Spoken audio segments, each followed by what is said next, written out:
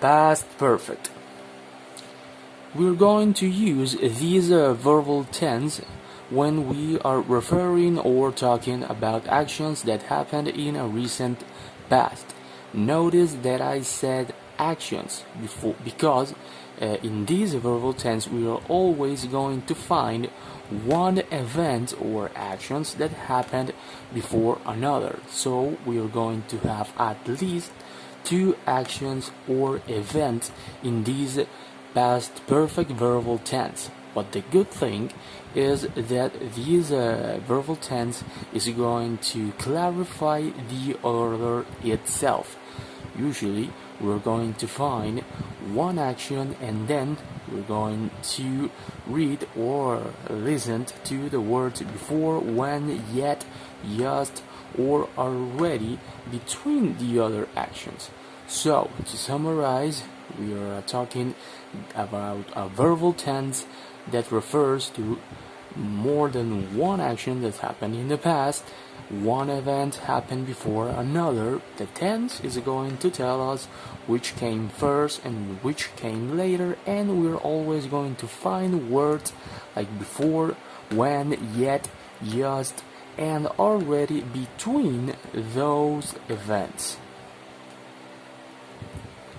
How to form this verbal tense sentence? The affirmative sentence is going to be, and as that matter, all the forms, the affirmative, negative, and the question is going to be very, very similar to the present perfect. But the subject came first, then we're going to use the auxiliary verb had, and then we're going to use the past participle of the verb. Notice that the difference between the past perfect and the present perfect is the use of the past participle of the auxiliary verb have. In this case, have. So, the example: I had visited Rome before, so I knew where the Colosseum was. Notice that we have the first actions and then we have the one that came later. But to make this more easy, there is a rule about those two actions, the one that came first and the one that came later.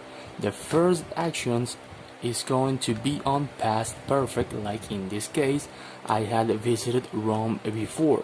So we know that this action came first in the past.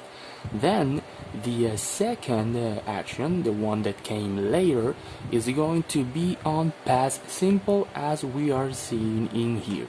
So we know that first I came to Rome and then I knew where the Colosseum was because this is the most recent action, but as we are seeing, both actions happened in the past. We have another example. He changed careers because he had worked as a seller for many years and was bored. Again, we are finding the first action in past perfect. In this case, he had worked as a seller, and then we have the second action in past simple. But we have another thing that we need to be careful, because the order is not going to be the same. That means that the first action is not always going to be the most recent. In this case, we are seeing that the past perfect sentence is he had worked as a seller for many years and was bored. So we have this action: he changed careers because he had worked as a seller for many years. He changed careers is the most recent action because it is in past simple, and then he worked as a seller for many years is in past perfect because is the first action. So remember, the order of the sentences or actions is not going to determine which came first and which came later. Okay, so we need to be careful with that. Then we have the negative sentence, which is formed with the subject, the accusative verb had, then we have not, and the past participle. For example, we have I had not visited Rome before, so I didn't know where the Colosseum was. So remember that the order of the actions is not going to determine the time in which they happened. The first action that you see is not always going to be the most recent, so you need to be careful when reading. Another example, he changed careers because he had not worked as a seller for many years and was bored. Then we have the question form. As you know, we reverse the position of the auxiliary verb and the subject. First had, then we have subject, and then we have the past participle. For example, how did you know where the Colosseum was? Had you visited Rome before? The other example, had he worked as a seller for many years before he changed careers? So, this is the formation, how we are going to make a past perfect sentence in affirmative, negative, and question. And at last, we have the uses of the past perfect. The first use is to refer to actions that started in the past one before another.